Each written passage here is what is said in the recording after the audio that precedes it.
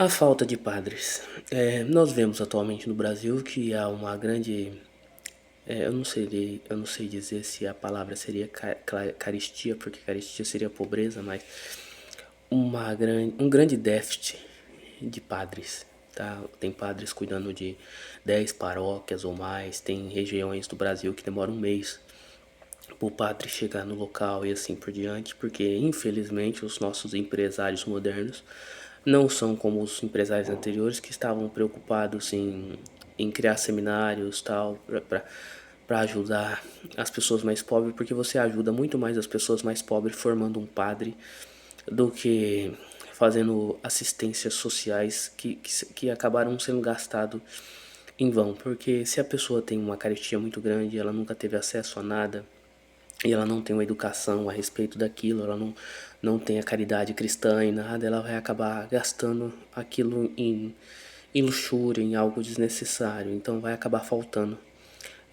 Como é que você resolve essa questão? Corta os auxílios? Não, os auxílios são necessários, boa parte da população brasileira vive abaixo do índice de pobreza. Essa mentira que falam que o Brasil é um país rico, o Brasil não é um país rico, o Brasil é um país de renda média, tá? O salário muito baixo, a inflação corrói o poder de compra por conta da expansão monetária frequente do país, porque o país é um país exportador de commodity, sempre tem que estar desvalorizando o seu câmbio para ficar competitivo internacionalmente. É, Tem muitas crianças nesse país que sofrem carestia alimentar e os 5 primeiros anos são fundamental para a formação de um cérebro de uma criança. Se a criança não tem uma alimentação adequada, ela vai ser um deficiente mental para o resto da vida. Por isso que nós vemos que a maioria da população brasileira tem o intelecto abaixo de um símil, certo? Não é por culpa dessas pessoas, mas por culpa das políticas governamentais deste país que fazem com que as pessoas continuem na pobreza. A outra questão também é que hoje em dia você não pode falar nada disso, porque se você falar isso, você é taxado como de esquerda, mesmo você sendo católico, apostólico romano, você é taxado como de esquerda. As pessoas não entendem que se nós não fizermos nada para tentar diminuir essa pobreza, por mínimo que seja, mais cedo ou mais tarde haverá uma revolta, tá certo? As pessoas não vão aguentar o que está acontecendo nesse país com carga tributária e tudo mais. Vai ter uma guerra civil novamente nesse país, igual teve em 1933, que eles teimam em reescrever a história falando Revolução Constitucionalista de São Paulo. Não, vamos utilizar os nomes verdadeiros. Guerra Civil, tá? É a mesma, essa política que tem atualmente de ficar mudando os nomes das coisas. Ah, GP, não é GP, é prostituta. Tá? Vamos usar os nomes reais das coisas.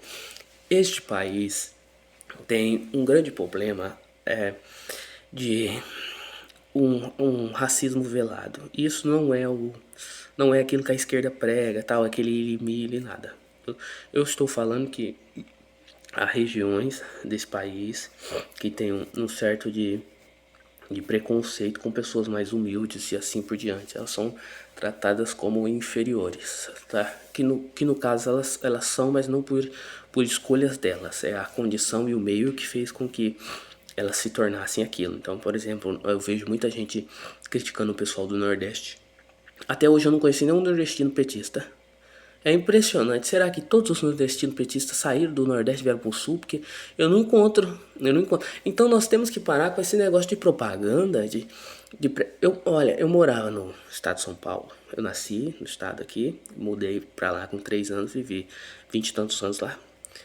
Você só ouvia que o pessoal do Sul era esquerdista. Você via as reportagens esquerdista, o pessoal do Sul socialista, o pessoal do Sul modernista, papapá. Aí eu ia passar férias e via que era totalmente diferente. Porque tem uma propaganda no Brasil. Então, lado de lá fala que o outro é esquerda, lado de cá fala que o outro é esquerda. E no final ninguém é esquerda. O PT está aí para que não haja outro partido. Tá certo? Ah, mas o Bolsonaro é de direita. O Bolsonaro é uma cadelinha do PT. Tá? É tudo farinha do mesmo saco. Não há direita e esquerda nesse país, graças ao bom Deus. É melhor que fique da maneira que tá. Tá bom? Não há direita e esquerda nesse país. A direita caiu em 89 com a queda do Império e ela não voltou. tá? Ah, o Getúlio Vargas foi de direita, Getúlio Vargas não foi de direita, Getúlio Vargas não foi de esquerda. Getúlio Vargas foi um saboneteiro que passava sabão pra todo mundo. Ninguém nem sabe o que aquele retardado foi. A única coisa que nós sabemos é que ele perseguiu, matou um monte de gente, e ele criou campos de concentração antes dos nazistas, a grande seca que teve no Nordeste, mas ninguém fala isso, porque não convém falar a verdade sobre o que Getúlio Vargas fez, não é mesmo? A questão também de sair recolhendo pessoas com lepra no país e nunca mais viram a família, morreram presos. Essas pessoas, ninguém fala isso do Getúlio. Ele virou um santo porque ele se matou, alguém se matou. E aí é a história contada. É a hipocrisia que corre solta nesse país. As pessoas têm medo de falar a verdade por medo de represárias. Mas quem não tem nada, quem abandonou tudo, como eu, não tem medo. Fala o que tem que falar. Viver é Cristo, morrer é lucro. Se você não estiver disposto a morrer por Cristo, você não é digno de Cristo. Tá certo? Você não é digno de Cristo. Não seja hipócrita. Vamos parar com a hipocrisia, tá? Os católicos vamos parar com a hipocrisia. Nós temos que fazer a meia-culpa de nossa parte. Por quê? Eu vejo pessoas de outras religiões metendo pau e falando merda e os católicos não se defendem. Por quê? Porque não sabem nada. Nada. Não é ensinado o catolicismo como ele foi ensinado há 2000 anos. A doutrina foi jogada fora. Os manuais não são utilizados. Não, as pessoas vivem de historinhas e festinhas e alegria e tarará e tarará. Tudo é passageiro. Lembre-se disso. Tudo é vaidade. Se você não fazer a sua parte, se você não rezar o terço, se você não for na missa, se você não se confessar, se você não for um católico praticante, quando estiver perante Deus, não será o suficiente. Você teve tempo. Você viveu 70 anos na terra, você não teve tempo para ir no domingo na missa.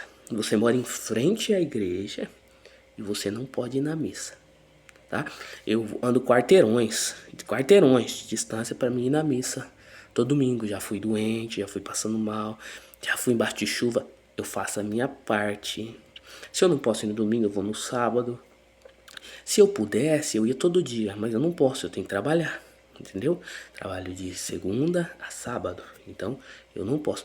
E as pessoas têm e não vão. É impressionante, é impressionante. Por exemplo, assim, ó, eu queria comprar tal coisa para mim aperfeiçoar meu catolicismo, eu não posso. Porque eu compro, eu não tenho tempo.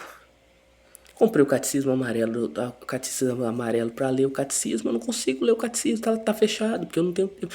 Eu moro sozinho, eu trabalho, faço tudo, não dá tempo para ler. E na minha adolescência eu perdi tempo lendo porcaria. Entendeu? Perdi meu tempo. Se você forma a sua família católica como ela deve ser formada, faça homeschooling dos seus filhos. Tá entendendo? Nós temos que lutar pelo homeschooling nesse país. Ah, mas as outras crianças não vão ter.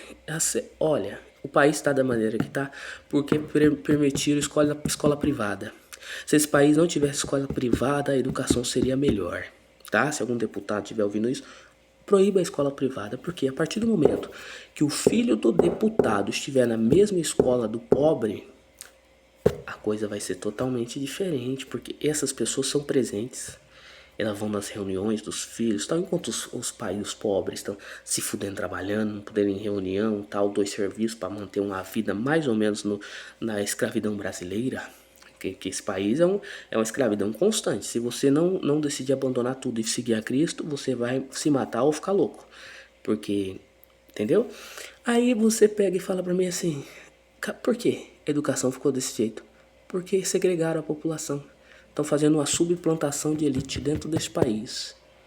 Tá? Estão fomentando um certo tipo de pessoas, enquanto as outras que são certas estão sendo perseguidas. O certo está sendo perseguido e o errado nesse país está sendo idolatrado.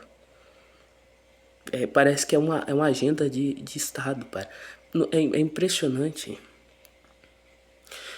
Se a sua mãe está com câncer terminal, mas tem um médico que tem uma cirurgia que pode fazer e salvar a vida da sua mãe, só que essa cirurgia é de alto risco. Sua mãe tem uma grande chance de morrer. Aí tem um médico que acabou de começar a carreira agora, um residente. E tem um médico de 40 anos para fazer essa cirurgia. Quem você vai escolher para fazer a cirurgia da sua mãe? Então, eu falo para você. Esse país só deu certo quando estava na mão da Igreja Católica. Depois que roubaram a Igreja Católica, de lá para cá só desbundou. Esse país tem que se recristianizar, recatolizar, tem que voltar a ser uma monarquia. Aproveita que o ramo da Princesa Isabel não é satanizado igual o ramo do Dom Pedro. Tudo bem que ali tem uns liberalzinhos, mas isso a gente consegue resolver com o tempo, tá? Pega a Espanha lá, olha a Espanha de exemplo. A Espanha voltou a ser uma monarquia, você cria uma estabilidade para a moeda. Se você não criar uma estabilidade para a moeda, esse país não vai sair de lugar. O hino desse país tinha que ser aquela música do Raul Seixas, Plut Plat Zum, não vai a lugar nenhum. Ele não vai a lugar nenhum. E é melhor que fique assim, porque toda revolução é satânica. O primeiro revolucionário caiu do céu. Saiam de cima do muro. Não se importe com política. A política é pão e circo. Essa Copa do Mundo é pão e circo. É tudo pão e circo. Tente casar uma mulher digna. Tente ter uma família católica e numerosa. Faça a sua parte e só espere o colapso deles, porque eles vão cair. A Grécia tinha os maiores intelectuais do mundo. Só que era tudo sodomita, não se reproduziu, acabou. Acabou a Grécia. O que é a Grécia hoje? Então, você... Não, mas você tá sendo preconceituoso. Não tô sendo preconceituoso com homossexuais, tá? Porque sodomita é diferente do homossexuais, tá? O sodomita é o estuprador, tá? Então a Grécia tornou algo de estado comum o estupro entre si. Certo? Chegou a um ponto que os próprios pais dormiam com os filhos para que os filhos não sofressem essa palavra que não deve ser dita, que esse canal pode cair por conta disso. Então vamos estudar história. Vamos estudar história. Vamos ler, tem os livros do Santos, tem muitas editoras católicas surgindo.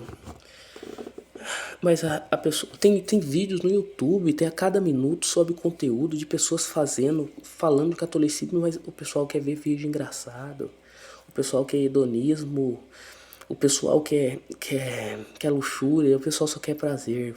Só quer o hedonismo de prazer, só quer buscar prazer na internet. A conta vai chegar. A conta vai chegar. Olha pro passado. As pessoas que foram virtuosas, a vida dela continua a mesma coisa. O Brasil teve hiperinflação, o Brasil teve guerra, continua a mesma coisa. Agora, as pessoas que ostentavam sem necessidade, as pessoas que cultuavam a luxúria, todas morreram pobres. Eu não conheço ninguém até hoje que ostentou que não morreu pobre. Você pega a família Guinle, era a família mais poderosa desse país. Jorginho Guinle dormia com todas as atrizes de Hollywood. Ele dormiu com a Mary Monroe. O cara era rico. Aí ele chegou numa fortuna tão grande, o pai morreu, tudo falou: então eu vou botar pra gastar $1 milhão por tanto, vou viver tantos anos gastando $1 milhão por mês. Só que ele vivia muito mais.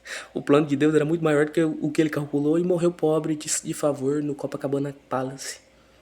Então não faça planos para o futuro se você não acredita na providência divina, porque tudo que é seu será tirado. E tudo que for tirado em Cristo será vos dado 10 vezes mais. Viver é Cristo, morrer é lucro.